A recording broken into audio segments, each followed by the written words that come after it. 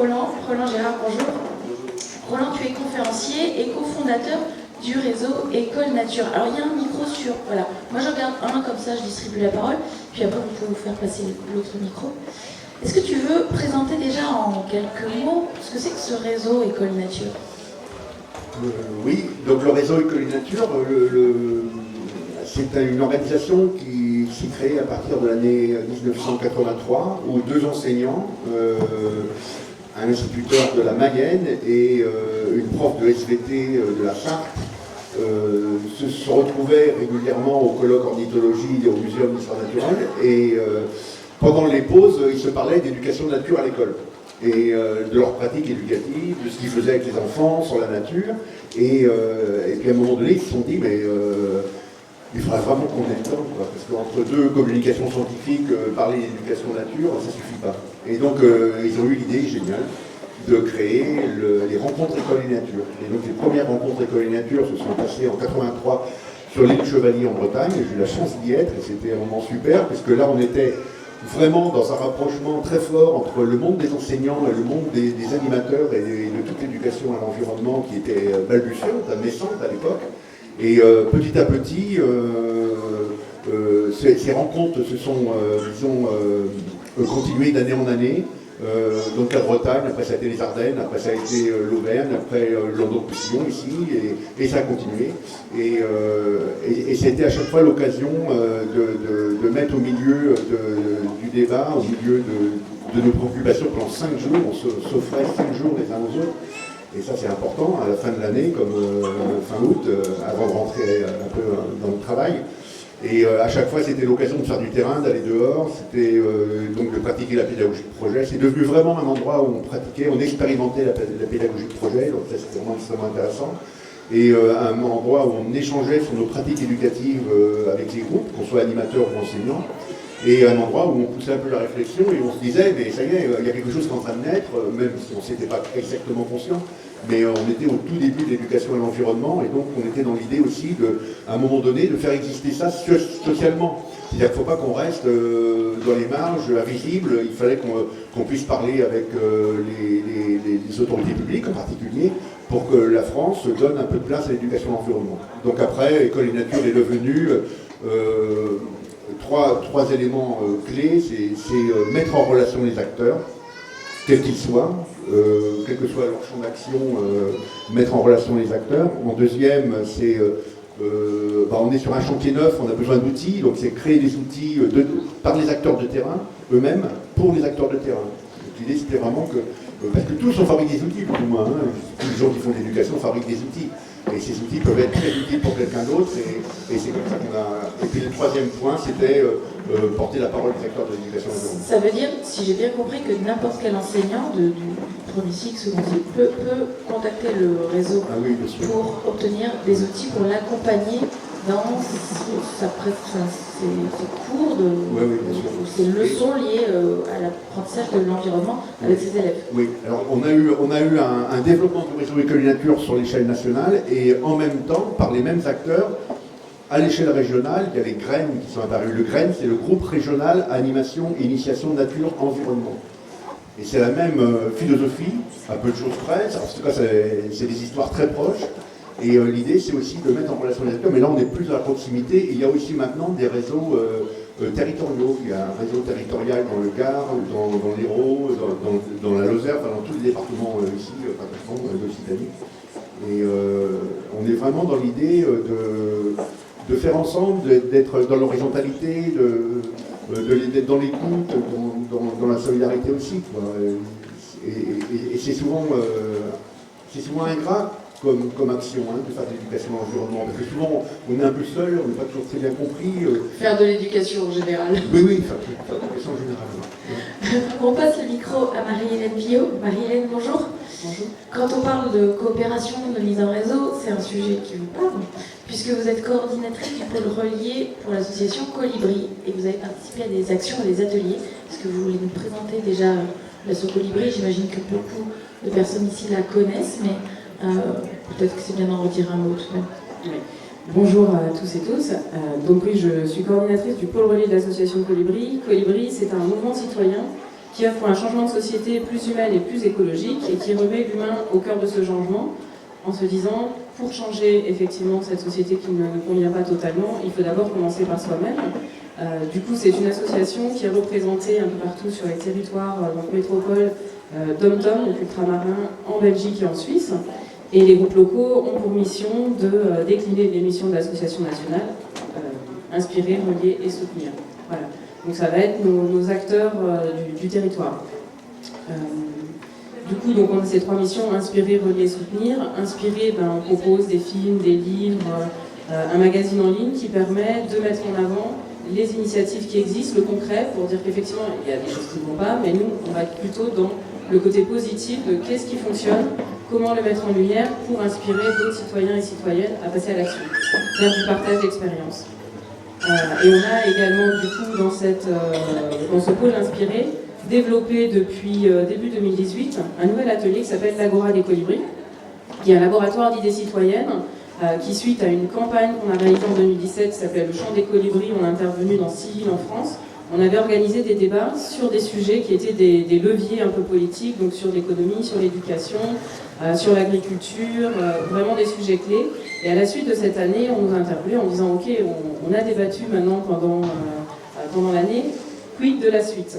Donc de là est né cette Agora des Colibris, qui est un atelier qui dure 8 mois dans l'année et qui aborde pendant ces 8 mois un sujet clé. Donc on a commencé avec l'alimentation, comment rendre accessible une alimentation de qualité au plus grand nombre de personnes. Donc pour ça, on ne le fait pas tout seul, Colibri, on n'est ni expert on ne se déclare pas comme étant les experts de l'alimentation, de l'agriculture, de l'éducation, mais on est là pour faire réseau et pour essayer justement de regrouper ces différents acteurs qui sont des spécialistes pour ensuite arriver vers des propositions communes pour ensuite les mettre en action. La deuxième Agora, elle a une forme un peu particulière, elle touche le numérique, c'est comment réhumaniser le numérique. Du coup, on n'est pas sur un atelier avec des rencontres sur 8 mois, mais un atelier qui se fait en ligne, avec l'objectif et l'intention finale de rédiger un livre sur cette thématique, mais en Creative Commons. Donc les citoyens et citoyennes qui sont intéressés par cette thématique peuvent contribuer à la rédaction de chapitres, apporter des bonifications, des critiques, et ensuite l'idée c'est de pouvoir le publier donc en Creative Commons, c'est-à-dire aussi gratuit, voilà, et qui puisse évoluer au fil des années. Donc cet atelier est un peu plus long parce que c'est un format un peu plus différent. Le troisième atelier du coup, sur lequel on a travaillé ensemble aussi, on avait invité Roland Gérard, c'était sur la reconnexion à la nature. L'importance de la reconnexion à la nature pour les enfants. Donc là, ça dure aussi 8 mois. On a eu plein d'acteurs comme les CPN, le réseau École et Nature. On a eu l'éducation nationale au travers d'enseignants, de conseillères pédagogiques.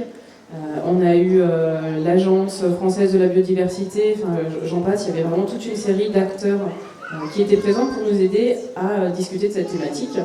Et du coup, durant ces 8 mois, on a eu 4 rencontres présentielles qui nous ont permis sur 2 jours de pouvoir aborder des sujets différents. On a terminé cet atelier en juin de cette année, 2019, et 3, on s'est un peu dessiné finalement, enfin on s'est dessiné. C'est dessiné, puisque c'est pas Colibri qui va continuer de porter. Nous, on propose ce temps de débat et ensuite comment les structures se relient pour que ça perdure. Du coup, il y a une petite feuille de route avec 3 grands axes qui en ressortent. La première, c'est comment faire réseau, c'est-à-dire qu'il y a une tripotée d'acteurs de ce domaine, que ce soit de l'éducation à la nature ou de l'éducation au sens large, parce que l'éducation, c'est pas que les écoles non plus, donc c'était vraiment très large. Donc comment faire réseau ensemble pour pouvoir avoir un levier, faire levier et faire évoluer les choses. Le deuxième axe qui est ressorti, c'est comment mutualiser, faire l'inventaire de tout ce qui existe, puisque finalement, il y a énormément de choses, et nous on s'est aperçu pendant ces 8 mois d'atelier que toutes les personnes, toutes ces structures ne se connaissaient pas forcément. Donc comment faire l'inventaire de ce qui existe, et ensuite comment promouvoir la reconnexion à la nature. Voilà. Donc ça, je rentrerai peut-être un peu plus dans le détail. On va y revenir. On va passer le micro à troisième invité. Vous avez bientôt le bonjour. Vous avez aussi plein de casquettes, mais on va essentiellement parler du projet que vous avez monté, Être heureux à l'école, parce que là on a parlé beaucoup de connexion à la nature comme étant un des leviers de bien-être et de bonheur dans le cadre de la classe, mais on va essayer d'élargir et d'aller un peu plus loin. Et vous, Janie, vous avez donc créé ce projet, Être heureux à l'école. Est-ce que vous voulez en dire un mot ? Oui.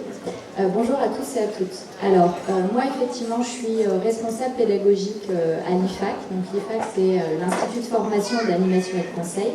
Donc, on est dans le champ de l'animation.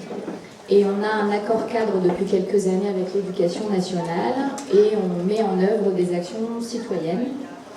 Et on travaille sur le harcèlement, la violence, l'estime de soi. Et les échanges que j'avais avec les enseignants et avec les élèves m'ont amené à me rendre compte de l'état de mal-être des élèves à l'école. Donc j'ai proposé, donc moi je viens des Hauts-de-France, de Cambrai, pour ceux qui connaissent les bêtises, j'ai proposé au rectorat, dans le cadre des rencontres que nous avons, de créer une action qui s'appelle Être heureux à l'école. Je suis aussi master coach de la méthode Joue ta vie, et donc j'ai mélangé, on va dire, effectivement toutes les casquettes dont vous parlez pour créer cette action, parce que quand on parle de bien-être, moi je me suis rendu compte qu'il est plus facile de tenir un discours que d'incarner une posture. Et que finalement, la distinction principale, c'est que quand je prône le bien-être, la bienveillance, quand je porte cette intention, comment je vais la mettre en œuvre pour qu'elle soit réellement vécue par tous. Et je dis par tous parce qu'on va parler des enfants aujourd'hui bien sûr, mais les enfants font partie d'un système et qu'il faut vraiment parler de bien-être en matière de système, c'est-à-dire de tous ceux qui tournent autour des enfants. Donc les enseignants, le personnel d'animation parfois qui travaille avec eux, les parents, enfin voilà. Et il faut prendre le bien-être en notion de système et de passer de l'intention à l'action. Parce que je me suis aussi souvent aperçue qu'on parle beaucoup de bienveillance, c'est un mot qui est très utilisé, mais qu'en fait, on n'est pas vraiment dans la bientraitance. Et que la bienveillance, on est bien dans la pensée, et la bientraitance, on est dans l'action. Donc, effectivement, comment on fait pour passer de la bienveillance à la bientraitance? Et c'était ça mon sujet pour créer l'action Être heureux à l'école. Oui, c'est des sujets qu'on a abordés hier avec Sophie Rabiri et avec d'autres conférenciers tout au long de l'après-midi. C'est une vraie question, parce que la bienveillance, c'est de l'ordre de la raison. Et voilà. On est dans les faits, comment est-ce qu'on passe de l'un à l'autre? Très bien, on va y revenir, parce que cette question d'être heureux à l'école, elle nous touche tous, oui. Qu'on soit parents, enseignants, comment est-ce qu'on agit avec ses collègues quand on est enseignant? Ils ont des comportements que l'on juge un peu étonnants. Comment on choisit l'école de ses enfants? Est-ce qu'on choisit de les déscolariser, de faire l'école en famille? Est-ce qu'on décide de faire le choix d'une école alternative?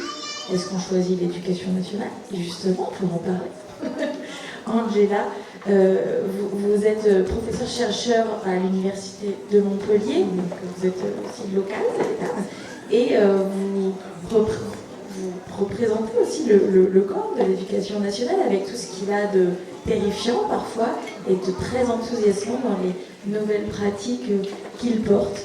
Merci beaucoup d'être avec nous. Je vous laisse vous présenter, peut-être présenter les actions que vous portez aussi en tant qu'enseignant et ce que vous voyez avec vos collègues. Merci.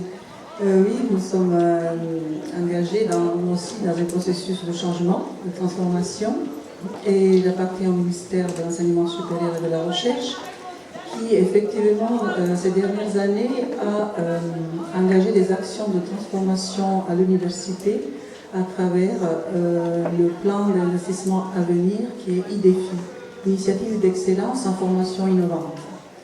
Le ministère nous demande effectivement de changer nos méthodes d'enseignement, notre relation aux étudiants également. Et voilà, l'Université Paul Valéry nous a donné la possibilité, avec le projet UM3D, d'expérimenter à travers des ateliers de création, création artistique par exemple. Moi j'enseigne la langue et la littérature italienne. Les étudiants sont amenés par exemple à rentrer dans une pédagogie de projet, on en a parlé tout à l'heure. Donc le projet par exemple, créer une pièce de théâtre ensemble avec un artiste, c'est-à-dire une actrice, un metteur en scène, ou bien un atelier danse et poésie. Qu'est-ce que ça comporte? C'est que le projet, et vous en avez l'expérience déjà, crée des liens. Donc les étudiants se parlent, c'est ce qu'ils me disent après, et après ils se soutiennent l'un l'autre, et ils sont dans une dimension autre que être derrière leur banc. Et le corps aussi est engagé, parce que nous enseignons la langue c'est la voix quand même, et la voix c'est le corps.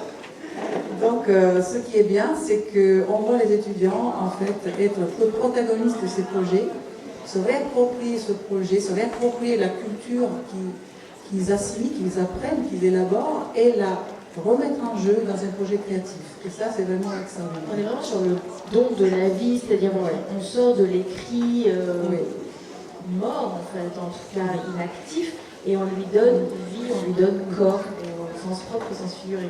Et dans le dernier projet Danse et Poésie, avec une chorégraphe et professeur, les étudiants m'ont dit après coup qu'ils se sentaient libres justement de s'exprimer, leurs émotions étaient exprimées au niveau même corporel, à travers des gestes, et à travers des écritures poétiques. Et je leur ai demandé, mais avant cet atelier, vous étiez poète, vous écriviez des poèmes? Jamais. Donc c'est le fait d'être dans ce flow, dans ce mouvement de liberté, de libération des émotions, qui leur a permis de s'exprimer spontanément. Alors ça, c'est sûr qu'on l'imagine assez bien sur une discipline sciences humaines, en tout cas sur le sujet d'une langue, en littérature. Est-ce que ce serait duplicable? Est-ce qu'il existe des expériences similaires sur des matières plus scientifiques, en mathématiques, en sciences de l'ingénierie par exemple? Bien, par exemple, nous collaborons aussi avec la géographie et nous allons faire un projet ensemble le 28 novembre, un atelier, voilà, encore une fois un atelier et une conférence. Le travail qui relie, The World That Reconnect, vous connaissez peut-être déjà, c'est le travail initié par Joanna Macy aux États-Unis, et c'est un atelier qui permet de se reconnecter à la nature à travers des gestes, à travers des actions créatives, à travers... c'est un laboratoire, donc on est dans la pratique, on n'est pas dans la pensée, on est dans la pratique, c'est très important, parce que j'étais très sensible de ce que vous avez dit tout à l'heure, bientraitance et bienveillance, c'est pas la même chose.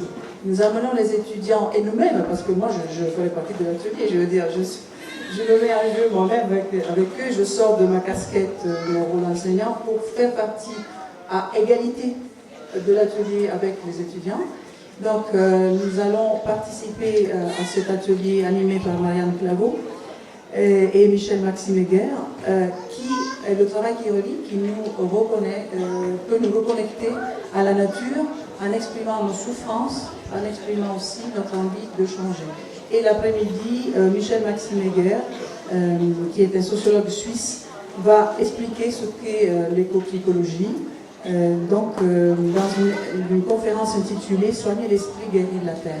Ça, c'est ouvert à tout le monde? C'est ouvert à tout le monde, c'est à l'Université Paul Valéry, le 28 novembre 2019. Ouais, si ça vous intéresse, on laissera le document à proximité pour que vous puissiez renoter les noms des personnes qui animent. C'est vrai que souvent, quand on parle de reconnexion à la nature, on imagine tout de suite les plus jeunes. On voit un peu ces images de forest school, on voit les plus jeunes jouer avec la terre. On n'imagine pas du tout que ce soit un sujet quand on parle d'étudiants en bac plus, quoi. Absolument. Et pourtant, ce que vous me dites, c'est que c'est un vrai levier d'épanouissement, un vrai levier d'apprentissage pour les étudiants. On a commencé en 2013 un projet de recherche écologie, littérature et art. C'est un peu nouveau pour Montpellier, mais après ça s'est un peu diffusé dans toute la France.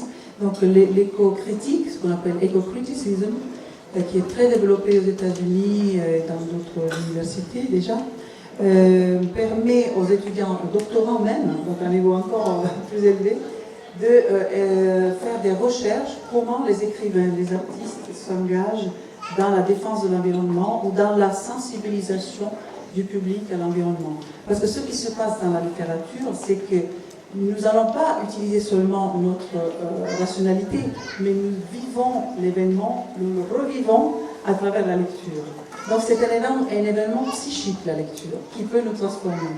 Ça, vous prêchez une convaincue. Je suis auteur aussi. J'ai notre casquette aussi, j'écris, je publie. Donc oui, je vous prêchez une convaincue. La littérature change en profondeur. Là, en fait, j'entends essentiellement deux choses quand je vous écoute tout de suite. C'est la question de la reconnexion à la nature comme étant un élément central dans la notion de bien-être. C'est drôle, le petit garçon qui est derrière, il y a 2 jours, m'a demandé mais nous, on fait partie de la nature? Oui, on fait partie de la nature. Ça veut bien dire que déjà, à 6-7 ans, la question se pose de cette déconnexion et vous la remettez immédiatement en centrale comme étant un pilier de cet aspect de bien-être. Et le deuxième élément, le deuxième levier, c'est la possibilité d'exprimer ses émotions. Je me trompe? Dites-moi si... Hein, ouais. Comment est-ce que vous abordez cette notion-là de l'émotionnel au sein du réseau École et Nature? Est-ce que c'est aussi un sujet? Est-ce que vous avez sciemment choisi de ne pas en parler, de vous concentrer sur votre mission? Ça s'est fait progressivement en fait, parce qu'au départ, dans les années 80, on était très dans l'approche scientifique. La majorité des acteurs du réseau École et Nature, c'était des gens qui avaient fait la fac de sciences, plutôt la biologie, et qui avaient une approche un peu naturaliste. On était dans cette approche naturaliste, et donc une approche qui mobilisait pas mal le cerveau, et qu'il fallait... Mais c'était aussi ce que demandait un peu le corps social, hein. C'était la demande du corps social à l'époque, hein, en particulier des institutions scolaires. Si vous regardez les circulaires du ministère de l'Éducation nationale, vous trouverez le mot science, approche scientifique, dès qu'on parle de développement durable, c'est ce qu'on met en avant, c'est l'approche scientifique. On a eu un moment très fort, ça a été les rencontres Art et Nature en 88 dans le Jura, dans la Franche-Comté. Et là, il y a une mission française qui est allée aux États-Unis, qui a rencontré Joseph Cornell, Steve Van Mart, et qui sont revenus avec des techniques qui nous permettaient d'impliquer le corps et d'impliquer le cœur. Et parce que on a parlé du corps, et ça c'est vraiment essentiel dans notre approche, parce que cette connexion à la nature, elle est fondamentale en ce sens que le point clé peut-être pour sortir de la crise environnementale, c'est ça, c'est je ne suis pas dans la nature, je suis de la nature. Cette différence-là que tu as tout de suite un peu suggérée, nous sommes de la nature. Ça veut dire que nous sommes dans l'interdépendance. Et ça, être dans l'interdépendance avec toutes les bêtes et toutes les plantes, ce n'est pas le résultat d'une réflexion, c'est pas le résultat d'une pensée, c'est du vécu. Et Albert Einstein disait que la connaissance vient de l'expérience et que tout le reste n'est que de l'information. Et donc c'est pour ça que l'éducation à l'environnement va aller vers l'idée de faire partager des expériences de nature. Et partager une expérience de nature, ça veut dire qu'on la vit réellement, on la vit soi, intensément, ça veut dire qu'on la vit avec son corps, on la vit avec son cœur, on la vit évidemment avec son cerveau parce qu'on aime comprendre. C'est pas du tout la question d'effacer ça. On aime comprendre. Oui, mais on aime comprendre. Donc tout de suite, on a le mot aimer, on a le cœur qui revient. On a envie de savoir, on a envie de comprendre, bien sûr, et de resituer les choses. Et voilà, bien sûr, ça fait partie de l'humanité complètement. Et puis le quatrième, c'est Hervé Brugnot, un jour qui me met un aiguille à Torrent, il y a un quatrième truc, c'est quoi? Je dis, bah attends, une fois qu'il a fait le corps, qu'il a fait le cœur, qu'il a fait le cerveau, c'est bon, quoi. Il dit, bah non, il y a l'esprit aussi. Ah bon, oui, c'est vrai, en fait, il y a l'esprit.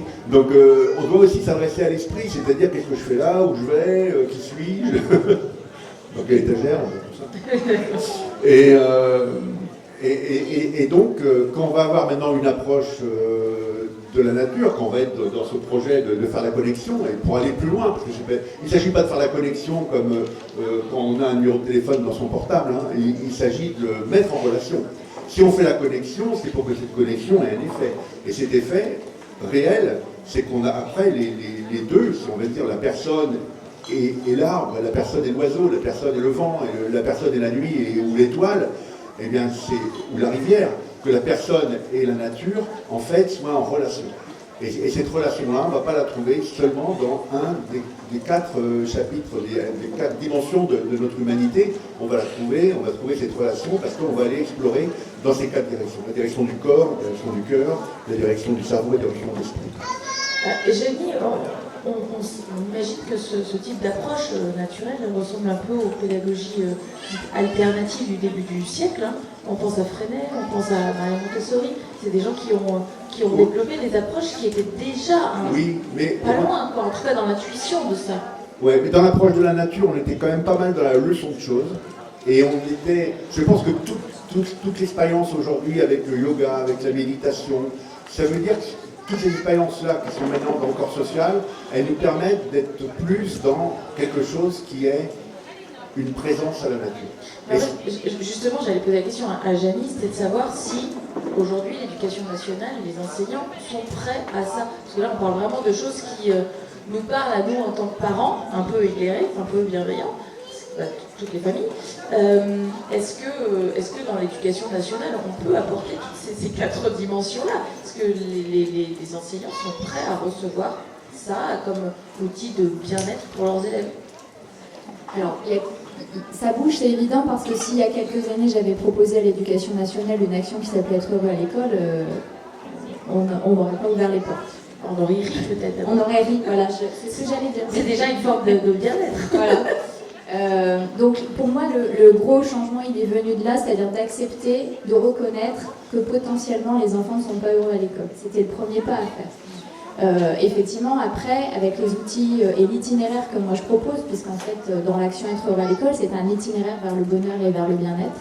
Et cet itinéraire, il est duplicable par l'enfant, c'est-à-dire que l'enfant redevient acteur, il ne subit plus, mais par l'enseignant, par le parent. Et donc, à partir du moment où le bien-être retrouve sa place dans la classe, on s'ouvre à d'autres choses. C'est-à-dire qu'avant de s'ouvrir à tout ce qu'on vient de dire depuis tout à l'heure, il faut déjà que chaque personne se sente bien dans le système dans lequel il est. Et là, après, on s'ouvre à d'autres choses. On est ouvert à accueillir des ateliers nature, on est ouvert à accueillir du théâtre, de la danse, de la cuisine, parce qu'à un moment donné, on sent bien que ça va venir nourrir le bien-être qu'on a posé. Ça veut dire que pour vous, n'importe quelle brique est finalement secondaire à l'approche initiale de « Ok, faisons un point, on en est où? Comment on fait pour se réapproprier l'espace ?» Moi, je pense vraiment à ça. C'est-à-dire qu'effectivement, pour moi, les étapes, c'est la satisfaction des besoins, puisqu'on s'aperçoit aujourd'hui que déjà ça, dans la plupart des classes, c'est pas forcément le cas. Boire, manger, respirer, bouger. Quand à partir du moment où on demande à des enfants de rester assis pendant des heures, on n'est déjà pas dans la satisfaction des besoins. Donc on n'est pas dans le bien-être. Et donc là, de vouloir faire des actions, ça ne pourra pas marcher, puisqu'on sera dans quelque chose qui va venir se superposer. La première étape, c'est la satisfaction des besoins. C'est comment on autorise les élèves à boire pendant la journée.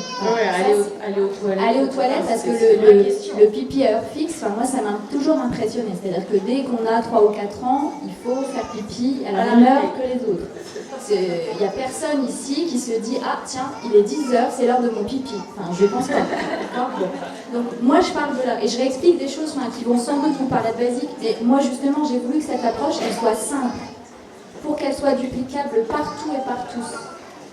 Et qu'elle ne nécessite pas d'argent, parce que souvent les freins, nous quand on intervient dans les écoles, une des premières questions c'est combien ça coûte. Ah oui, c'est sûr, les enseignants posent cette question, ils n'ont pas de budget. Voilà. Et comme ils n'ont pas beaucoup de budget, forcément on nous dit ça va pas être possible. Donc là moi je leur dis ça va rien vous coûter, si ce n'est de nous faire venir une première fois pour qu'on vous explique la démarche, mais après vous allez pouvoir le faire tout seul. Et c'est ça qui est génial.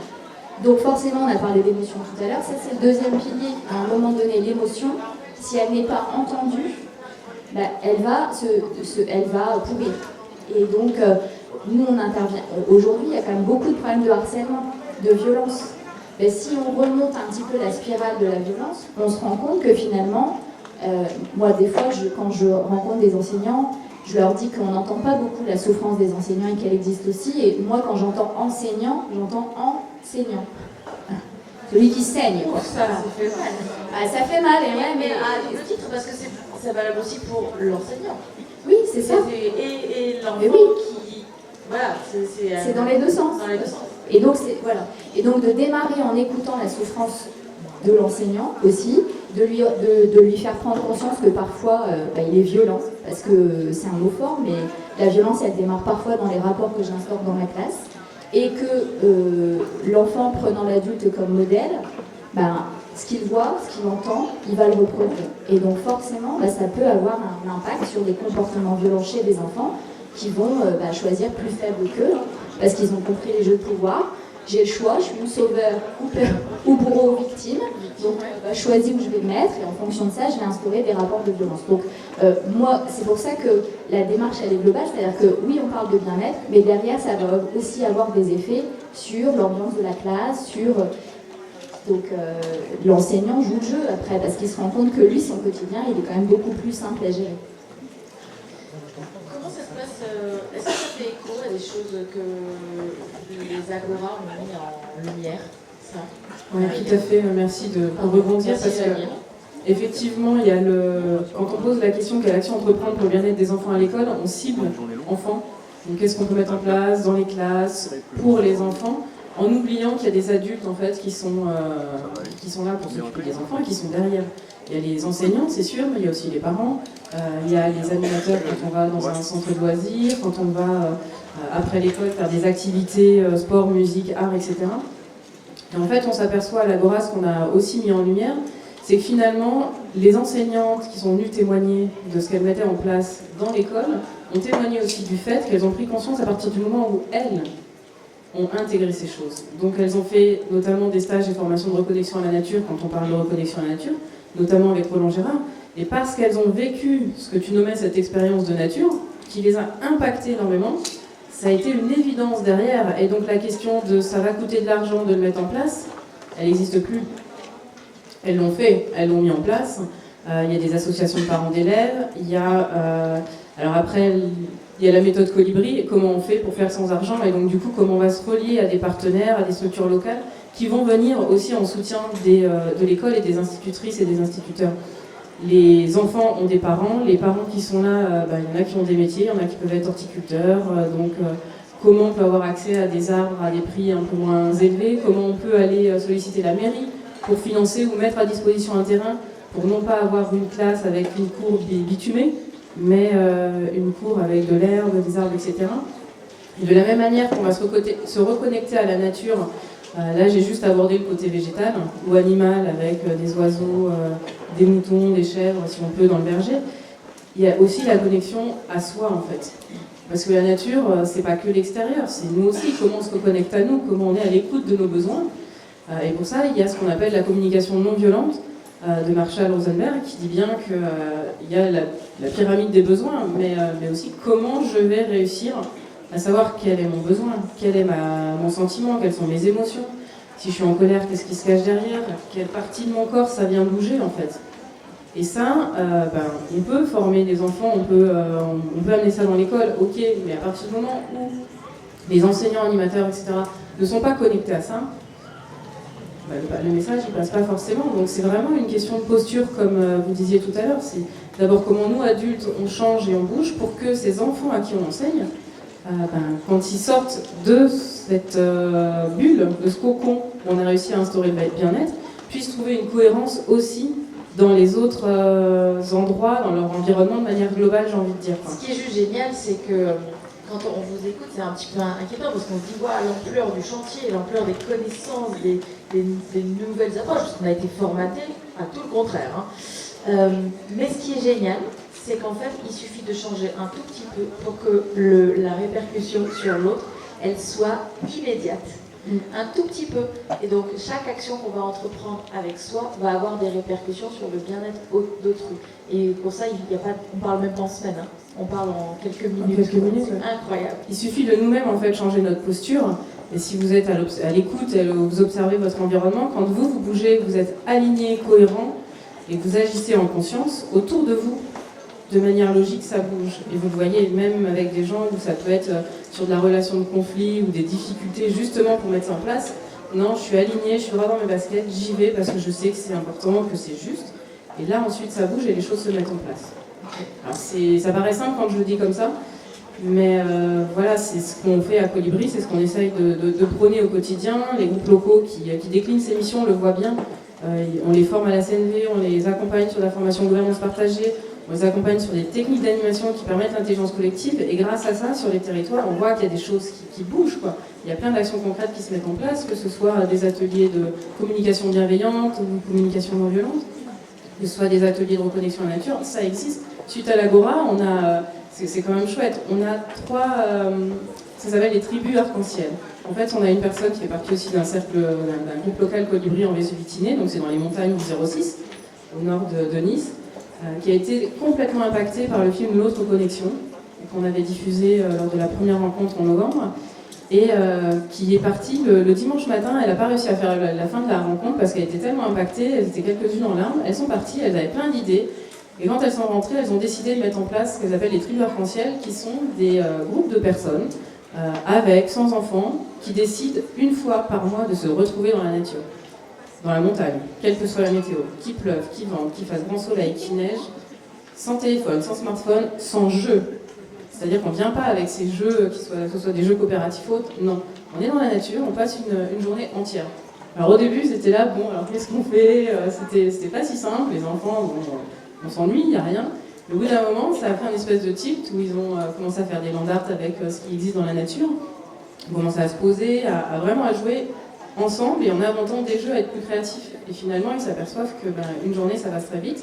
Ils sont passés à une journée plus une nuit. Du coup, passer une nuit dehors, sans tente, sans rien, où on est vraiment à la belle étoile. C'est pas si simple et évident quoi, de le faire. Hein. Si on pose la question là, est-ce que tout le monde a déjà vécu une nuit à la belle étoile sans tente hein. Avec une tente, potentiellement oui, mais sans rien. Voilà. Et sans peur.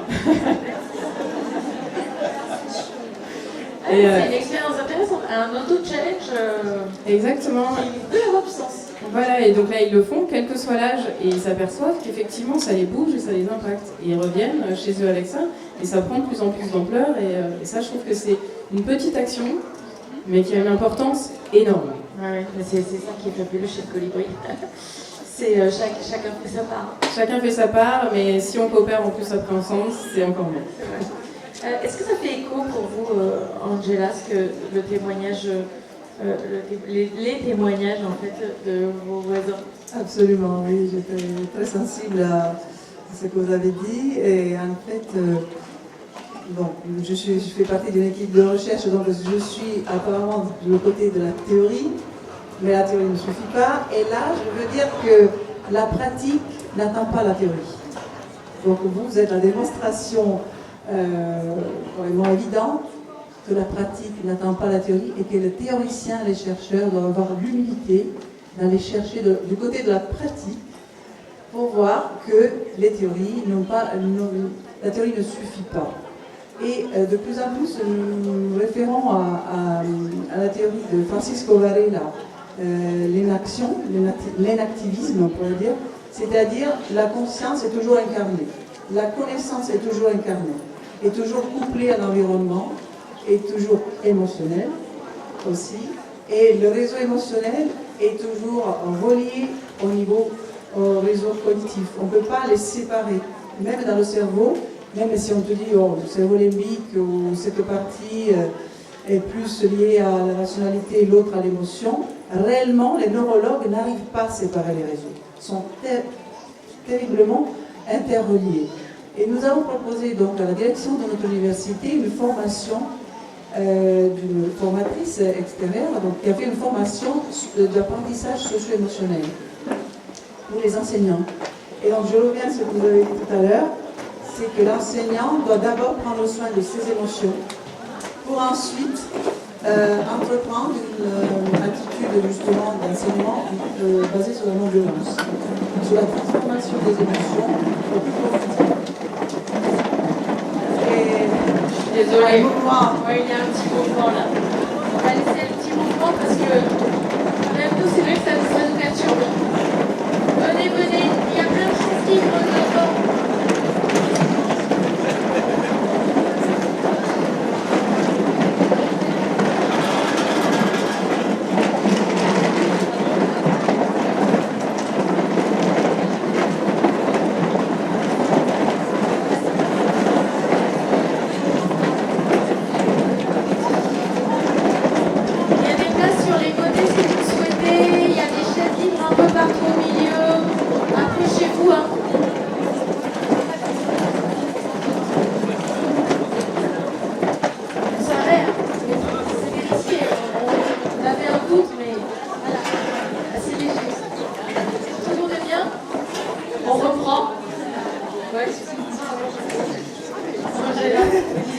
Je prends l'idée justement de mes voisins qui ont parlé de bien-être, par exemple. L'idée de bien-être, parler de bien-être n'est plus un tabou maintenant. On peut parler de bien-être à l'école, à l'université.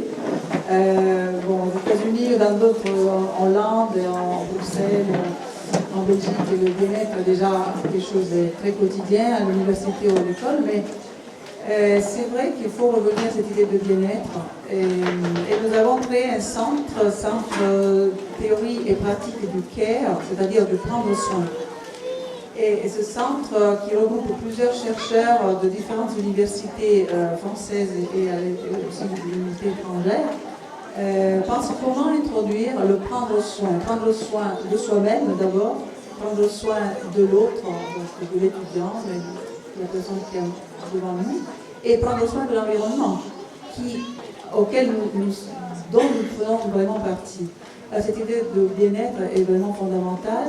Et pour la transformation des émotions, nous sommes inspirés au livre donc Catherine Ware et Thich Nhat Hanh, Un prof heureux peut changer le monde, qui est sorti l'année dernière. Un prof heureux peut changer le monde, avec beaucoup de pratiques à l'intérieur et de réflexion. Et le livre de Linda Lantieri, inspiré aussi du travail de Goldman, L'éducation émotionnelle de l'enfant. Et donc ces livres sur l'éducation émotionnelle, y compris le livre de Claes Boer sur l'éducation émotionnelle aussi, qui est intéressant. Donc ces livres, c'est des outils en fait qui nous permettent aussi de nous transformer nos pédagogies afin de créer ce bien-être émotionnel et d'évaluer, c'est un mauvais terme, hein, mais nous sommes obligés aussi d'évaluer, mais que l'évaluation puisse tenir compte de la dimension émotionnelle aussi. Est-ce que vous seriez partant pour une session questions-réponses? Ouais. Parce que vous avez dit vraiment beaucoup de choses et je suis sûre qu'il y a plein de questions dans la salle. Alors je vais changer le micro, descendre dans la salle et j'espère que vous avez noté vos questions. Merci.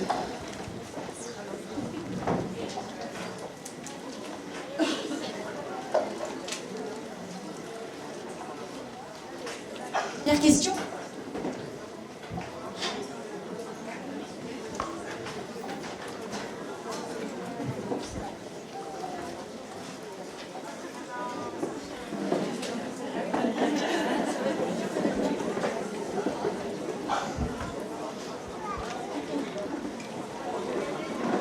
Bonjour.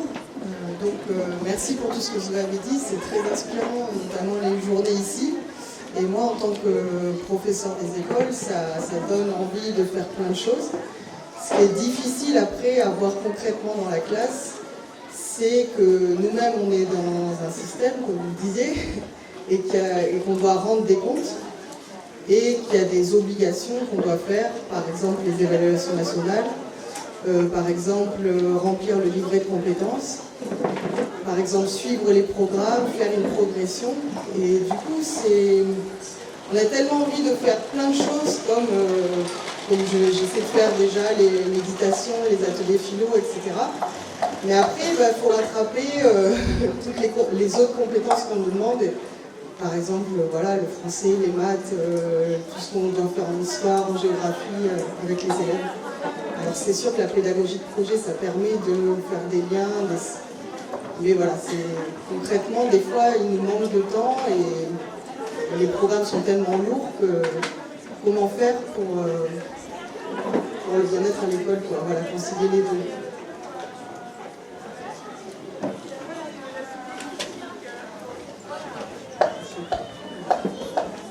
Oui, je voudrais dire des choses rapidement parce que je connais aussi mon collègue de répondre. Je pense que quand une situation de bien-être est installée, par exemple le travail sur les émotions des enfants, il y a une ouverture intellectuelle tellement forte que l'apprentissage se fait d'une manière beaucoup plus rapide. C'est l'ouverture du cœur, l'ouverture vraiment, l'ouverture de l'attention. Voilà. On n'a pas parlé d'attention, hein. Mais cet entraînement attentionnel auquel vous pensez quand vous faites ces ateliers avec vos élèves, les met dans les conditions d'apprendre beaucoup plus rapidement et donc de suivre finalement le programme. Donc c'est un plus, je pense. Oui, c'est les travaux de Peter Gray, hein, c'est sur la liberté, qui libère l'apprentissage en fait.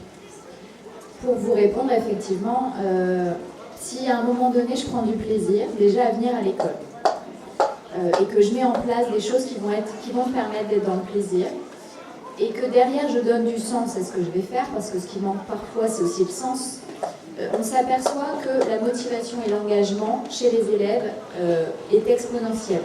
Et donc à partir de ce moment-là, les apprentissages se font de manière plus fluide, de manière plus rapide, et donc on ne perd pas de temps. On ne perd pas de temps, au contraire, on en gagne. Mais en fait, ça fonctionne aussi chez les adultes. Oui. Souvent, ce qu'on pense pour soi, on oublie que ça marche pareil pour les enfants.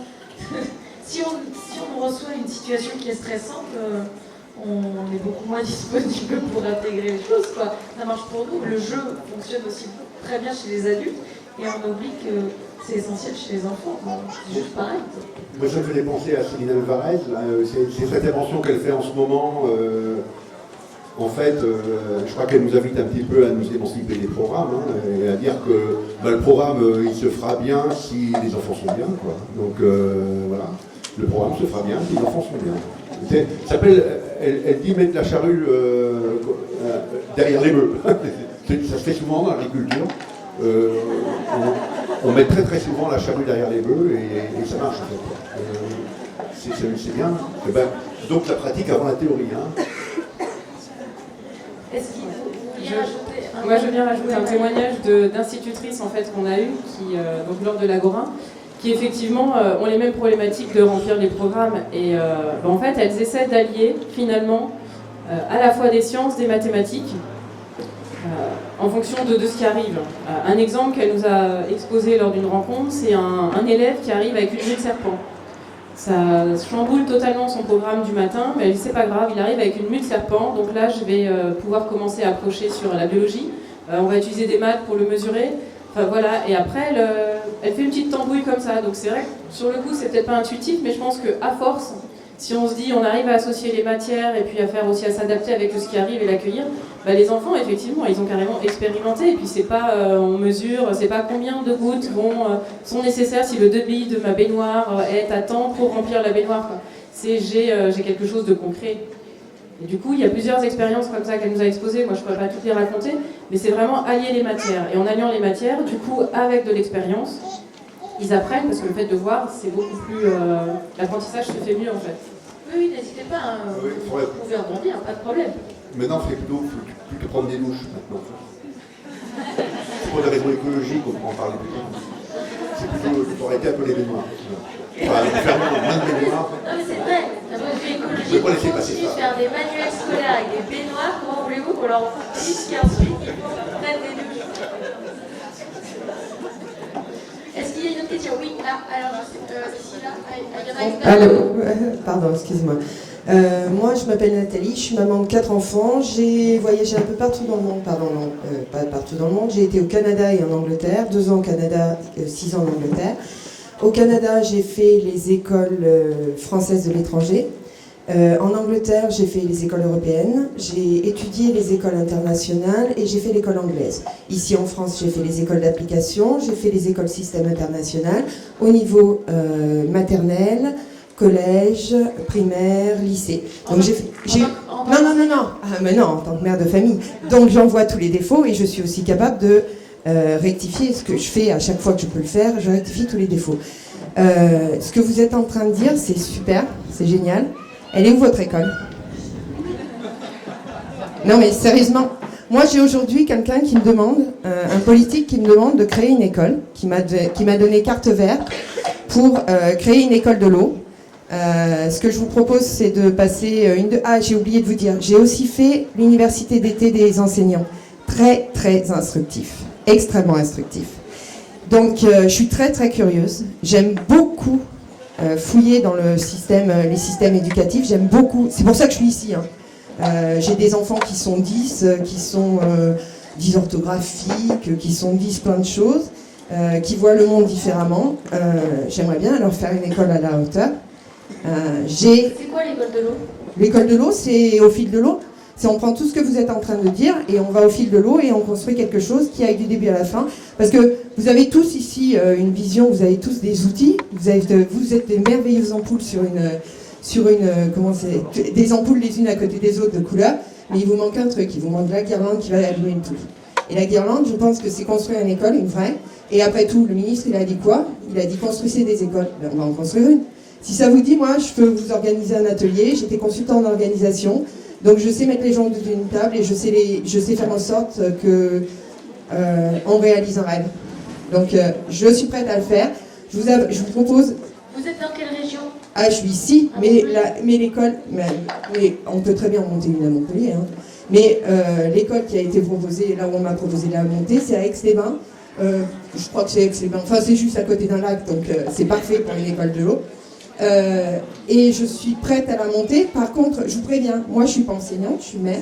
Hein. Ma compétence, elle est absolument pas dans ce que vous faites. Moi, tous les jours, je les éduque. Tous les jours, je leur montre la relativité dans le tram. Donc, effectivement, j'ai une vision du monde qui est assez particulière. Je veux bien vous aider à monter votre école. Je veux bien vous faire un plan d'action pour votre école. Et à partir de là, on va voir les politiques, on fait les trucs ensemble. Merci. Voilà. Merci beaucoup pour ce témoignage. Pour tous ceux qui ont envie qui sont partants pour votre aventure, je trouve super. Peut-être vous pouvez... À l'entrée, j'ai laissé à l'entrée, comme mon fils voulait absolument pas mettre le bracelet. Ah oui, si vous voyez un petit garçon. Si vous voyez un petit garçon sans bracelet, c'est le mien, c'est Nathalie, d'accord? Donc vous saurez maintenant que c'est le mien, il n'a pas de bracelet, il n'a pas de numéro de téléphone, mais il ne supportait pas, donc je l'ai fait enlever. Donc vous savez que c'est le mien, c'est tout. Maintenant vous savez que c'est la mienne. C'est de le respecter dans son désir. Voilà, donc dans la différence. Alors, une dernière chose, j'espère que dans vos écoles, on parle plusieurs langues, parce que les miens sont bilingues. Et j'espère qu'il y a d'autres ouvertures que les langues, parce que j'ai aussi appris en étant sur les systèmes internationaux qu'il y avait quelque part dans les pays norvégiens, etc., des gens qui avaient sorti des thèses et qui disaient clairement il faut que l'enfant soit éduqué dans sa langue maternelle parce que ça lui permettra de retrouver ses racines, ça lui permettra de construire ses racines, ça lui permettra de construire avec ses grands-parents. Une dernière chose, les racines, c'est vachement important. Et puis l'eau, ça a une faculté, c'est que ça mène à toutes les religions. Donc un enfant, il n'a pas besoin d'avoir de religion tout petit, il a besoin d'avoir une laïcité, il a besoin d'avoir une unicité, il a besoin d'être reconnu, il a besoin d'être individualisé, il a besoin d'être inclus, quelles que soient ses différences. Merci beaucoup, je suis désolée, mais il y a plein d'autres questions, il faut passer le micro. C'est adorable, merci beaucoup. Vous avez mon numéro de téléphone à l'entrée. À l'entrée, pour... Vous n'hésitez pas à m'appeler, je suis à votre disposition. Merci beaucoup. Il y a une question juste là, merci. Bonjour, alors moi je suis professeure des écoles aussi. Professeur des écoles, on entend. Professeur des écoles aussi. Gardez bien le micro tout près, sinon on ne vous entend pas ici. Professeur des écoles depuis pas très longtemps, 4 ans maintenant. Bon, avant ça j'étais éducatrice sportive et donc j'ai beaucoup aidé dans le domaine du sport. Et donc pendant mes 3 dernières années, là j'ai réussi, après plusieurs lectures de différents ouvrages et des formations avec l'ICEM 38, donc en pédagogie freinée, moi je suis dans le Nord-Isère. J'ai réussi vraiment à monter beaucoup de projets, jardin pédagogique, escalade, vélo, une journée par semaine à l'extérieur. Et là cette année j'ai la direction du coup d'une petite école de 4 classes et j'ai vraiment envie de construire quelque chose avec l'équipe. Et concrètement, voilà, elle me voit faire des choses qui sont complètement différentes de ce qui est déjà mis en place dans l'école. Vraiment ouvrir l'école aux parents, les faire rentrer, mettre en place des ateliers, créer le jardin, faire venir la mairie pour mettre en place plein d'actions. Mais tout ça, c'est vraiment extraterrestre pour elle. J'ai vraiment du mal à... Moi, je me dis que leur montrer, c'est la meilleure des choses. Ça sert à rien d'essayer de les convaincre. Mais concrètement, j'aimerais vraiment faire venir quelqu'un dans l'école. Parce que la meilleure des choses, c'est de pouvoir expérimenter, toucher. On demande de faire ça aux enfants, mais nous aussi, on a besoin de voir. Moi, c'est vraiment en voyant, en remplaçant des collègues en pédagogie freinée, ça m'a donné envie de continuer. J'ai eu vraiment des outils concrets à mettre en place. Et voilà, quel organisme, qui on peut contacter dans le Nord-Isère pour... voilà, je suis vraiment motivée, je sens qu'il y a une équipe qui est motivée. Mais voilà, pour elles, ça fait 20-30 ans qu'elles enseignent, elles ont du mal à se décrocher de leur routine. Comment passer de l'autre côté de la barrière pour qu'elles aient envie aussi de me suivre dans cette dynamique Ça pourrait être le réseau des colibris, c'est derrière? Dans le Nord-Isère, vers Grenoble. C'est une très bonne question. Il y a alors le réseau des colibris où on était partenaire sur l'Agora des colibris avec le Printemps de l'éducation. Le Printemps de l'éducation, il y a une plateforme en ligne qui s'appelle monprintemps.org qui permet justement aux différents cœurs de métier qui touchent à l'éducation de pouvoir se connecter, se poser des questions, échanger des pratiques, etc.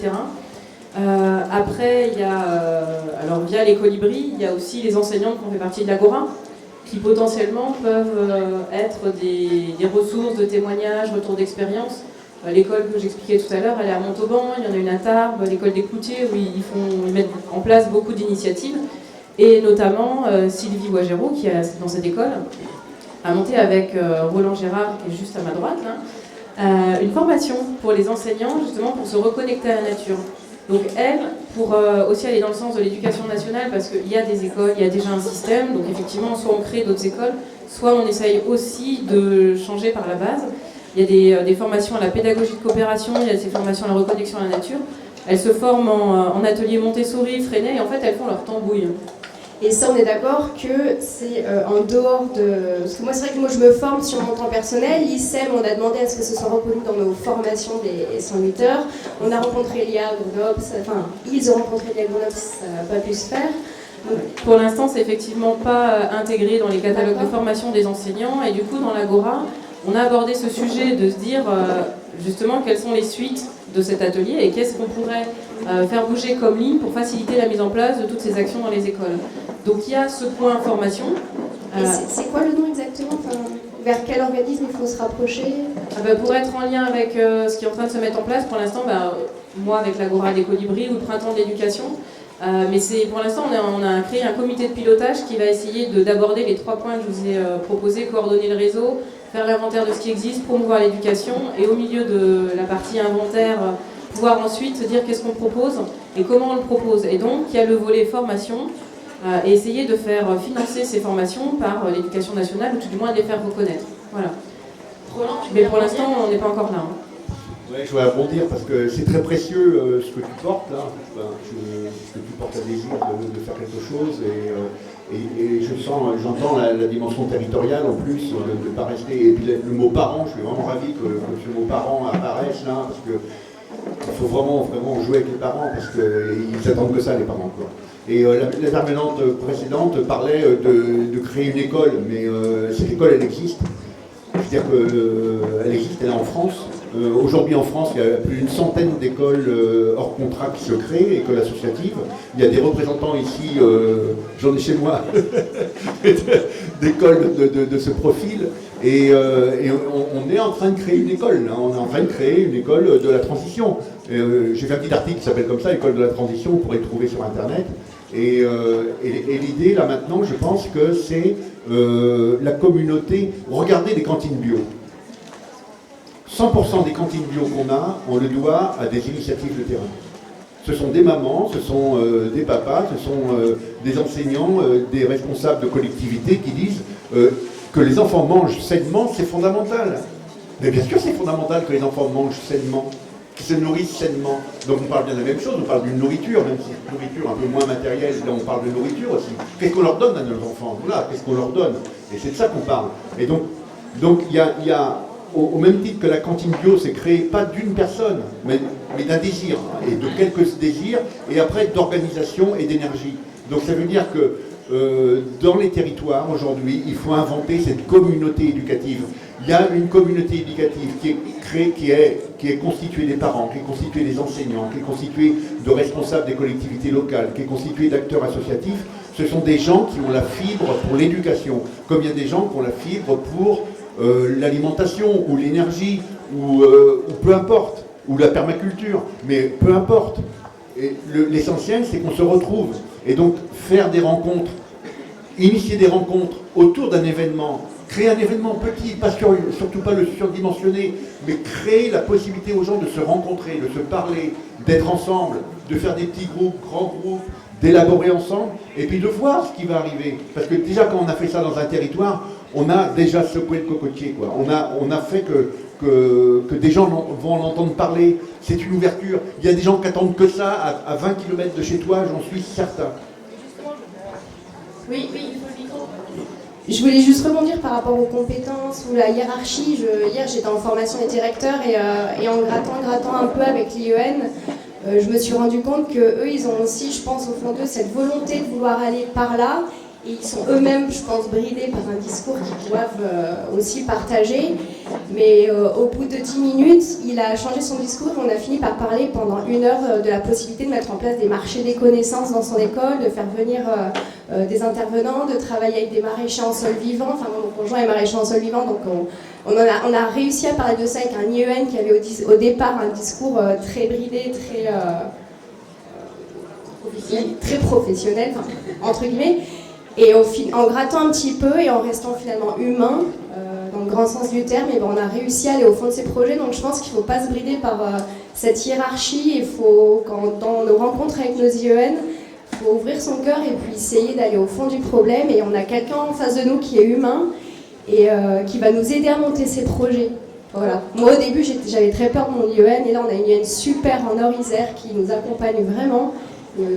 J'encourage les nouveaux enseignants à essayer de sortir un petit peu de ces sentiers battus tout en gardant un langage qui est entre guillemets normal dans l'éducation nationale parce qu'on a quand même un discours entre guillemets à porter, mais oui, construire des écoles alternatives, moi je suis pour, j'ai des amis qui l'ont fait, j'ai des enfants d'amis qui y sont, mais je pense qu'on est beaucoup d'enseignants, beaucoup de nouveaux à vouloir porter ce nouveau discours et c'est possible d'essayer de changer ce côté-là. Ça va être dur, mais c'est possible.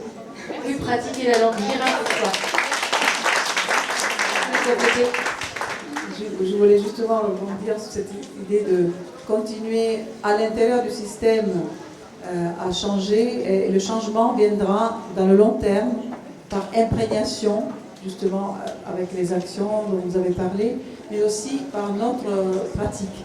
Donc nous sommes quand même dans une époque de grands changements. La révolution numérique a été comparée à l'invention de l'imprimerie à la Renaissance. La crise écologique aussi nous met face à des défis énormes. Donc plus l'époque comporte des grands changements, plus il y a des tensions dans l'éducation, des tensions entre nous, nos collègues, la hiérarchie, etc. Donc il y aura des tensions, c'est sûr. Mais c'est ces tensions qui sont apparues dans l'histoire, toujours quand il y a eu des changements. Socrate, condamné à mort, et Giordano Bruno, condamné au bûcher, et ainsi de suite. Donc c'est des époques charnières, il faut assumer et maintenir l'endurance, maintenir la vigilance aussi sur le changement. C'est très joli ce que vous venez de dire, merci. Tu veux compléter, Marie-Hélène ? Je veux juste rajouter, en fait, il existe, pour aller dans le même sens de ce que tu dis, il y a des inspecteurs d'éducation nationale qui sont favorables et qui soutiennent. Donc ça existe, ils ne vont pas forcément le crier sur les toits, mais nous, les initiatives dont on a entendu parler, elles sont soutenues par les inspecteurs de l'éducation nationale. Et il faut savoir aussi qu'il y a une directive qui est sortie cet été de l'éducation nationale qui va en faveur de la connexion à la nature, enfin, du développement durable, de l'éducation à la nature. On peut se dire que c'est quelque chose de, voilà, que c'est un titre, qu'est-ce qu'on y met derrière, mais en tout cas c'est une première porte d'entrée pour pouvoir se glisser dedans et puis aller dans le sens de ce que mettent en place ces enseignants et inspecteurs. Les inspecteurs de l'éducation nationale, il y en a même qui traînent là. Est-ce que vous voulez dire quelque chose ? Oui, je voulais juste rebondir et vous faire part de mes réflexions, peut-être qu'on va l'avoir ensemble. C'est que donc moi je suis professeure des écoles et je suis aussi maman d'une petite fille qui vient de rentrer à l'école. Et mes questionnements en ce moment, c'est donc moi je vais tout faire pour une nouvelle école et je vois qu'en effet il y a beaucoup de monde qui sont pour une nouvelle école, du bien-être, etc. Et ce qui est difficile en tant que maman, c'est de voir est-ce que dans le parcours scolaire de mes enfants, ils vont rencontrer des gens qui sont dans cette dynamique. Et s'ils ne rencontrent pas des gens qui sont dans cette dynamique, ça va être très difficile pour moi et je ne sais pas comment je vais faire. Est-ce que je vais la récupérer, l'instruction à la maison? Est-ce que je vais chercher une école alternative? Mais autour de chez moi, pour l'instant, il n'y a pas ce qu'il faut.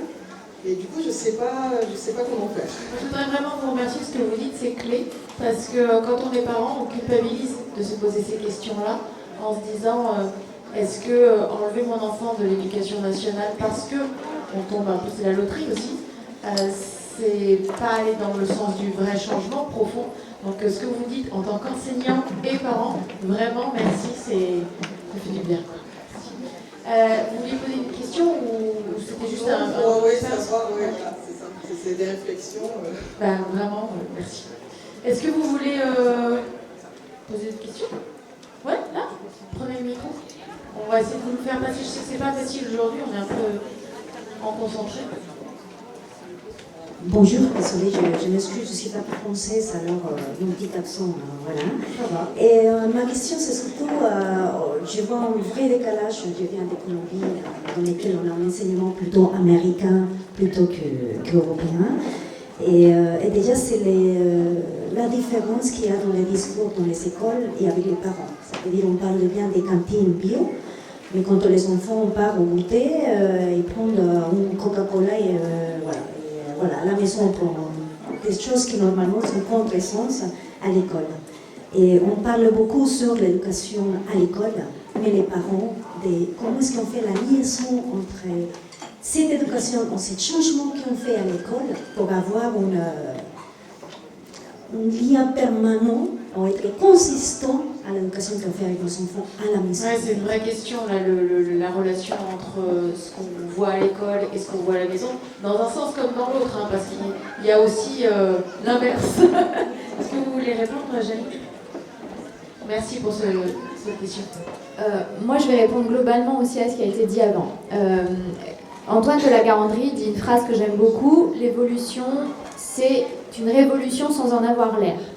Et donc, effectivement, vous le disiez, on est à une période charnière, c'est-à-dire qu'il y a plein de changements. Et donc, quand il y a des changements, il y a des crises, c'est bon signe, mais ça bouscule, ça remue, ça secoue, ça prend du temps. Mais en tout cas, c'est en marche. Et donc, on peut choisir d'être dans la marche ou de regarder passer le train. Et donc pour les parents, c'est pareil. Donc effectivement, nous, quand on accompagne les parents, on va mettre en place par exemple des ateliers de parentalité joyeuse, parce que être parent, franchement, c'est pas toujours simple. Il y a une grosse pression, il y a de la culpabilité, enfin voilà. Alors moi, je vis pas ça. Je suis pas maman, mais j'ai des amies qui le sont, et donc elles me racontent tout ça, et donc du coup, ça me donne pas envie d'être maman, vous voyez, parce qu'à chaque fois, je me dis ah là là, mais en fait, c'est horrible. En fait, c'est horrible. Donc je me suis dit, je vais créer des ateliers de parentalité joyeuse, parce que moi, comme je suis pas parent, bon, j'ai encore ça, la joie, tout ça, et je me suis dit que peut-être j'allais pouvoir les aider. Et donc, mais c'est ça, c'est aussi à un moment donné se reconnecter juste à la joie et de passer des bons moments et d'avoir un espace de parole et d'écoute où je peux dire des choses horribles sur mes enfants sans être jugée, et voilà, et de trouver voilà. Et effectivement, on ne peut pas parler d'éducation sans créer du lien dans toutes ces sphères. Sinon, on ne crée pas de cohérence. Et je pense que les enfants ont besoin de cette cohérence pour être sécures. Une fois qu'on est sécure, on est serein et on avance. Quel que soit l'endroit où on se trouve, quelles que soient les conditions extérieures, l'environnement, on a une assise. C'est en psychologie, on parle de ça. On a une assise qui fait que, oui, on sera chahuté parce que la vie chahute, hein, sinon c'est pas la vie, c'est la mort. Voilà. Mais la joie, la reconnexion à la joie, quand on est parent, je pense que c'est primordial. Enfin, en tout cas, moi, c'est la solution que je propose aux parents qui me croisent. Voilà. C'est joli ça. Finir par son intervention par le mot joie, c'est pas mal. Vous voulez dire quelque chose? C'est que les enfants, quand ils apprennent quelque chose, ils ont envie d'enseigner aux adultes. Tout de suite. Donc j'ai l'expérience de certains collègues qui sont dans le primaire, justement, qui m'ont dit, donc j'ai appris aux enfants la relaxation, tout ça, et après, chez eux, ils amènent les pratiques dans leur famille. Donc beaucoup de choses qu'ils ont faites avec les enfants amènent les enfants à être eux-mêmes les professeurs. Et ça c'est vraiment extraordinaire. Ça fait penser à un livre d'Émilie Carle qui s'appelle La soupe aux herbes sauvages, une institut des Hautes-Alpes. Et c'était le début des pratiques d'hygiène, de laver les mains avant le repas, etc. Et les enfants ont appris aux parents à se laver les mains avant le repas, etc. Alors je voulais dire, hier... Je vais rebondir sur ça. Même la pratique du français comme étant la langue de notre pays, elle est passée par les enfants. Elle est passée par l'école. Hier, j'ai eu un animateur un peu politique d'une petite ville qui comptait sur moi pour animer un moment. Il va réunir la population pour parler des élections de 2020, parce que c'est les municipales, etc. Voilà, les sujets. Et puis il me dit, on pourrait traiter 3 sujets, on pourrait faire 3 groupes. Il y aurait un groupe urbanisme, un groupe transition, et puis un groupe, je sais plus quoi. Et je lui dis, mais t'as pas pensé éducation, culture, on est entre hommes, hein. Au fait, t'as pas dit que les hommes pouvaient poser des questions aussi.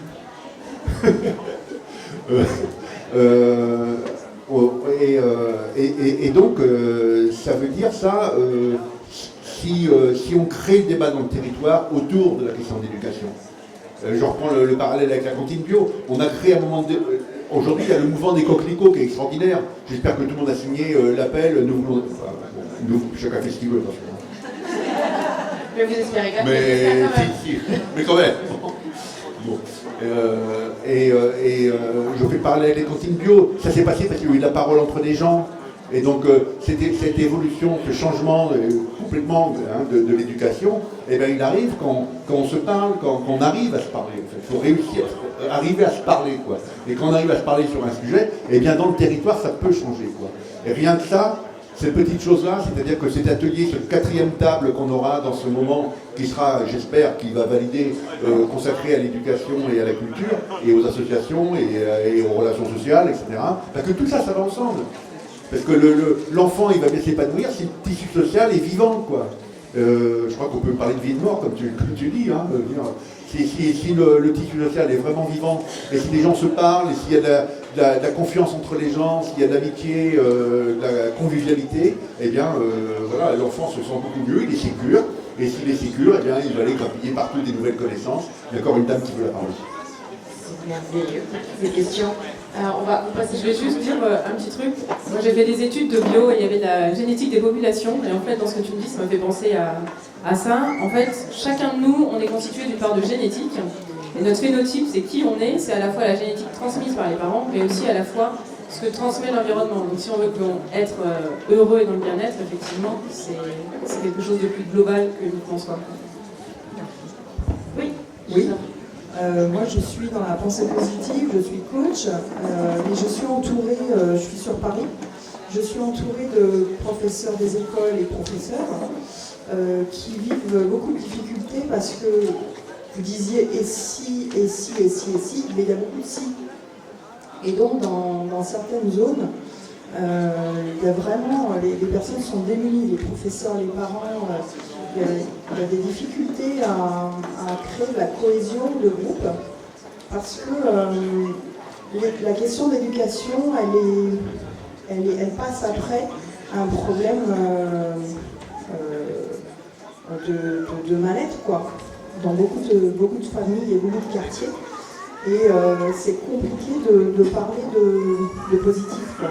Donc comment faire, justement, pour amener dans ces quartiers de l'espoir, et puis ne serait-ce que des petites idées qui font qu'on va retourner la situation du négatif au positif. C'est vrai que moi je suis coach et finalement, là on est tous concernés, on veut tous que nos enfants vivent bien, mais tous ceux qui en ont le plus besoin sont peut-être pas là. Et à chaque fois, on me dit, oui, mais toi, tu es coach, tu guéris des gens qui, à la rigueur, en ont besoin, mais pas tant que ça. Ceux qui en ont vraiment besoin, ils ne viennent pas. C'est intéressant, parce que c'est vrai que quand dans une classe, on a une petite fille dont le papa est en prison, un petit garçon dont les parents sont réfugiés et qu'on a scolarisé, mais ils vivent à moitié sur périph'. Quand on a des situations comme ça qui se multiplient par le nombre d'élèves, c'est sûr que parler de positif, c'est compliqué. Comment on fait?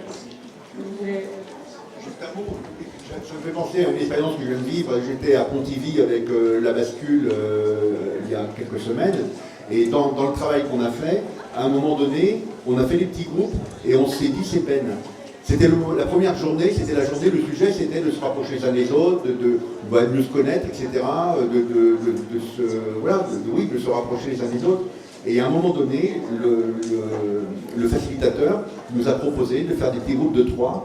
Et qu'est-ce qui nous faisait vraiment de la peine aujourd'hui? Qu'est-ce qui nous faisait? On était vraiment sur le registre de la transition écologique, tout ça, vous voyez bien, tous ces jeunes, il faut qu'on pense à eux aujourd'hui, qui étaient hier dans les rues du monde. C'est quand même un événement énorme qui est en train d'arriver. On ne peut pas ne pas évoquer ça aujourd'hui quand on parle d'éducation. Et bien, le fait de se dire ces peines d'un petit groupe de 3 personnes qui ne se connaissent pas, eh bien, ça nous rapproche énormément les uns des autres. Bon, il faut que ce soit bien conduit, comme tout ce qu'on fait, quand on fait la facilitation, mais ça nous rapproche beaucoup les uns des autres. Dire ses peines, dire ses joies aussi, pour reprendre le terme. Sans peine. Ouais, bien sûr. Mais quand on veut évidemment inverser la balance, c'est bien de pouvoir aussi les formuler, ces joies. Le cerveau est très malléable, il aime bien qu'on lui rappelle qu'on est heureux. Je suis très sensible à ce que vous venez de dire sur le mal-être social, on pourrait dire, que dans les familles et qui se reflète parfois dans les classes. Et nous avons un étudiant prisonnier. Il est enseignant dans le domaine de l'enseignement à distance.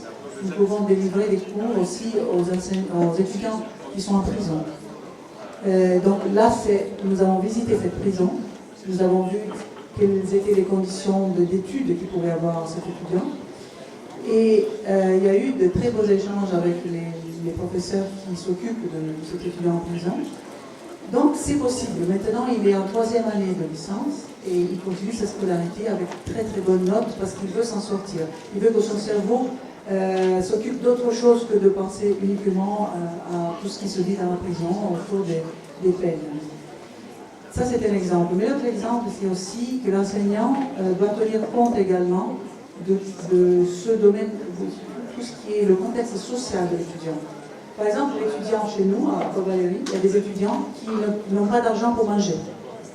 Est-ce que l'enseignant doit faire semblant comme si tout va bien? Il ne peut pas. Parce que cet étudiant, il va être là, il va peut-être s'évanouir un jour parce qu'il n'a pas de quoi manger, mais il ne sait pas qu'il y a une assistante sociale qui peut l'aider. Donc il y a des moyens qui sont mis en place à l'université, les mercredis en particulier par le Secours populaire, l'assistante sociale, le service des étudiants handicapés.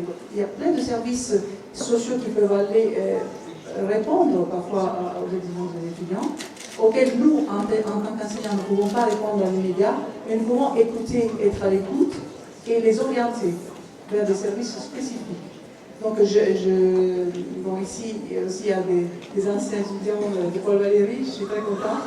Et c'est vrai que on peut donner aux enseignants l'idée qu'être à l'écoute, c'est aussi orienter l'étudiant en cas de besoin. Merci. On va passer le micro. Pendant ce temps, vous pouvez répondre. Enfin, tu voulais dire un truc aussi, comme ça, le temps qu'on amène le micro ici, vous avez toutes les deux le temps de... Moi, je me suis rendu compte que parfois, déjà d'offrir un espace où on va pouvoir, comme le dit Roland, exprimer sa peine, c'est déjà un moyen de savoir qu'il y a des gens qui vont m'offrir cet espace et qui vont accueillir ça. Je pense qu'il faut aussi être très vigilant au vocabulaire qu'on utilise. Parce qu'effectivement, notre cerveau, il est feignant. Et il va beaucoup plus vite quand c'est négatif que quand c'est positif. Donc il faut le reconditionner. Et moi, quand je travaille avec des stagiaires, il y a toujours 2-3 jours où ils sont un petit peu bousculés parce que je les reprends régulièrement en leur disant « Est-ce que tu pourrais tourner ta phrase de manière positive ?» Parce qu'effectivement, on entretient aussi ce qui ne va pas, on l'entretient. Et voilà. Et quand on a un espace pour s'exprimer, où on est accueilli, quand on est vigilant à le discours qu'on tient sur ce que l'on vit, puisqu'on sait très bien aussi, on l'a vu hier, pour ceux qui étaient là hier et qui ont peut-être vu le film « C'est quoi le bonheur pour vous ?», il y a autant de définitions qu'il y a de personnes, et on est chacun, on peut vivre des choses absolument dramatiques, et pour autant ne pas en faire un récit dramatique. Enfin, donc les mots que l'on utilise créent notre réalité. Et si, grâce à ça, on nous donne en plus des moyens de reprendre le pouvoir d'être acteur, de ne plus subir un certain nombre de choses, de se dire que j'ai le pouvoir de changer les choses, quel que soit l'âge que j'ai, d'un seul coup, là encore, ça offre un espace, mais qui est un espace imaginaire, alors, d'imagination. La puissance créatrice de l'imagination, elle est impressionnante. Elle est impressionnante. C'est une ressource que moi, je trouve magique. Voilà. Et alors en plus, moi j'écris, donc vous imaginez bien, l'imagination c'est un peu mon délire aussi. Et donc, moi c'est ça que j'offre aux gens, un espace où je peux m'exprimer, des mots pour le dire en faisant attention parce qu'il y a des mots qui font plus de bien que d'autres, et on me redonne des clés pour être acteur. Logiquement, avec ces 3 éléments-là, je gagne en bien-être.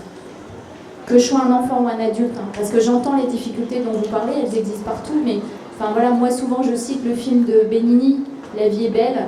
Il y a des choses qu'on peut vivre qui sont absolument atroces et par l'imagination les transformer et faire vivre des choses qui sont beaucoup plus magiques. Donc s'il a réussi à le faire dans ce contexte-là, je pense qu'on peut le faire dans d'autres qui sont moins dramatiques. Tu voulais rebondir et puis après on va te donner la parole. Je vais être succincte. Juste, quand on est dans ces situations, il ne faut pas rester seul.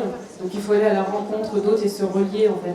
C'est comment faire ensemble, parce qu'effectivement c'est difficile de se dire on va aller intervenir dans des quartiers, centres de réfugiés, etc.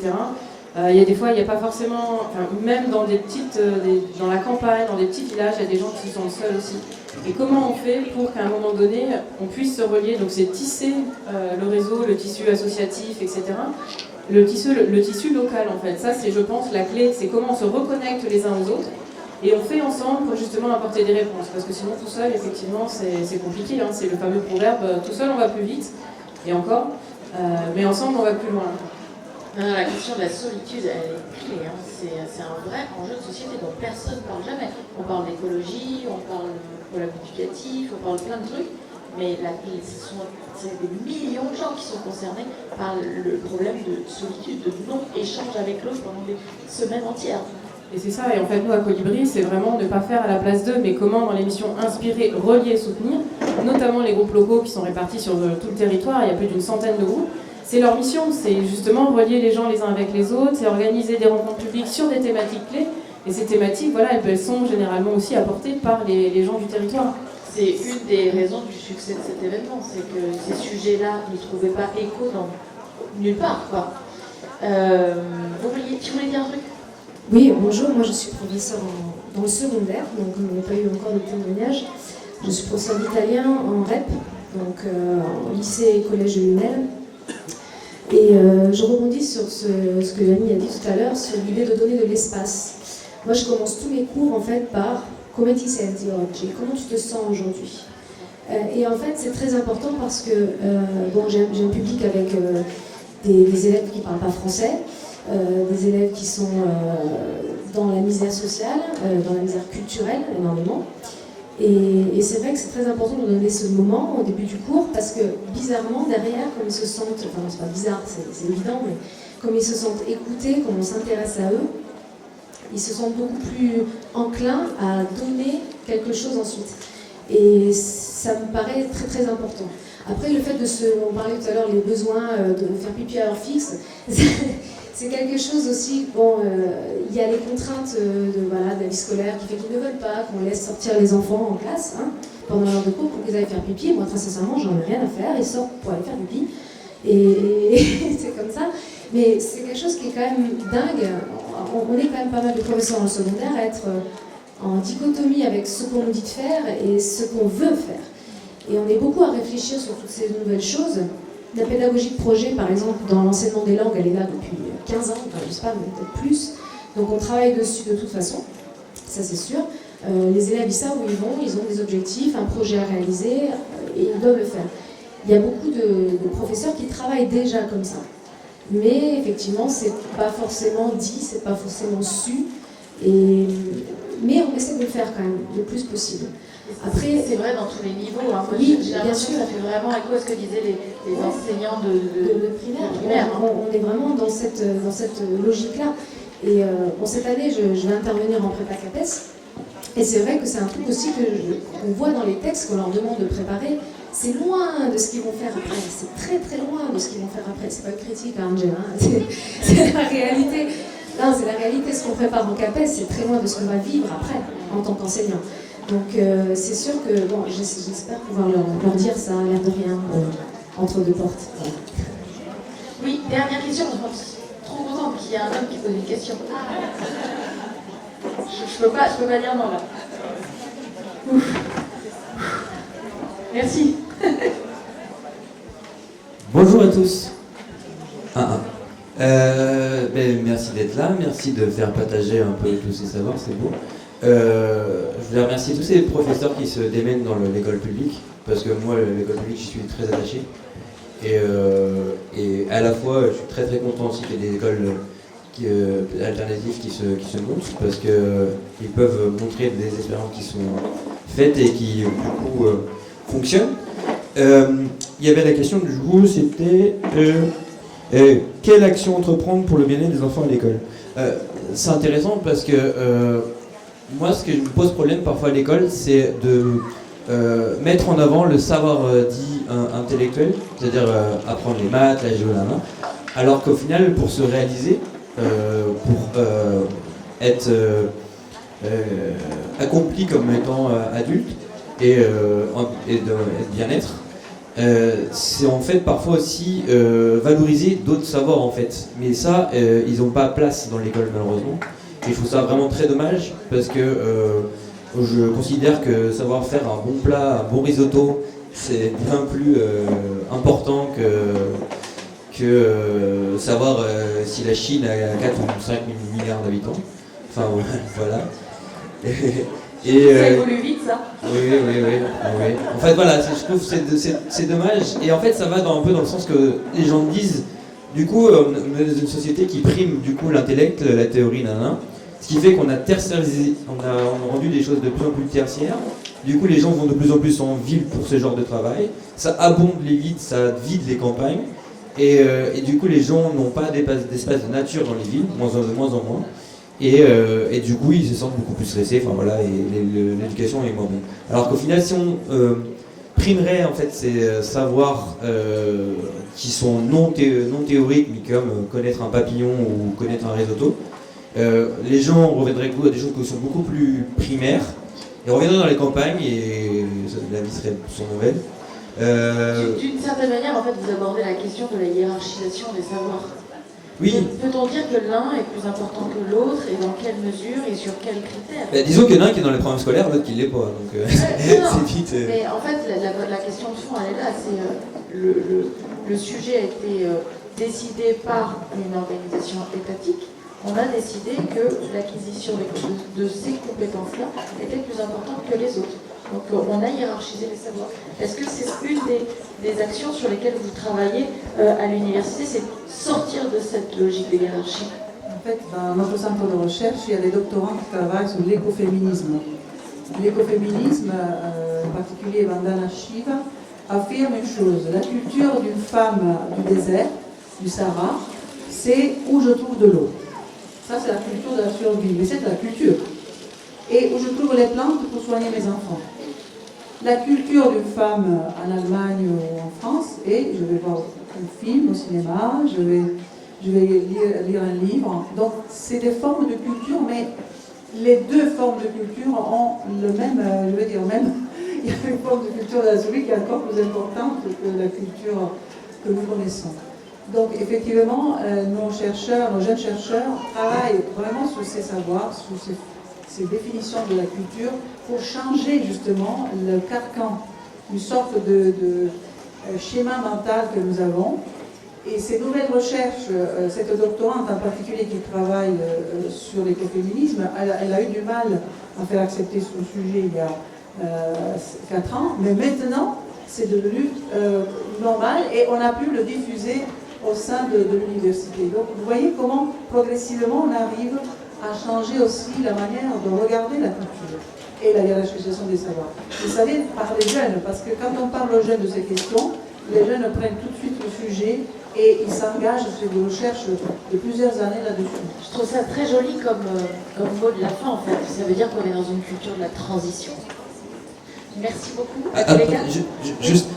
Il y a beaucoup de profs ici. Ouais. Je voudrais dire comme quoi nous, les animateurs nature, éducateurs nature, on fait un travail phénoménal pour essayer d'apporter de la connaissance. Et je trouve ça peut-être dommage qu'en France, en fait, il y a ce truc, on est animateur, on est éducateur, on est prof, alors qu'au final, on est tous des pédagogues et on essaie tous de faire avancer l'éducation. Et les parents aussi. Et les parents aussi. Merci beaucoup, vraiment d'avoir été avec nous.